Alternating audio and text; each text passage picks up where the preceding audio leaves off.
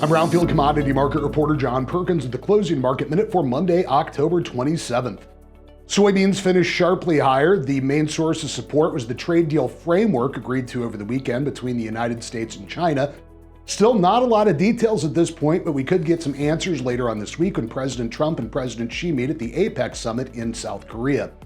Past that, soybeans continue to keep an eye on late U.S. harvest activity and the planting and development weather in South America. Corn closed higher. The United States reached some trade deal frameworks with several Southeast Asian nations that could boost export demand for corn, ethanol, and DDGs. Still a lot up in the air there as well, and corn is also watching late U.S. harvest activity and planting and development weather in South America. Wheat closed higher in relatively low volume with some help from the strength in soybeans and corn, along with the lower move in the dollar index during the session. Any sustained upside for wheat might be capped by the rising global supplies.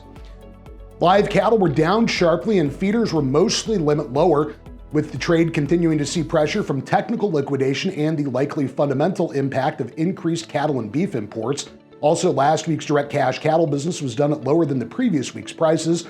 This week's show list looks mixed when compared to last week. Box beef was up at midday pretty solidly.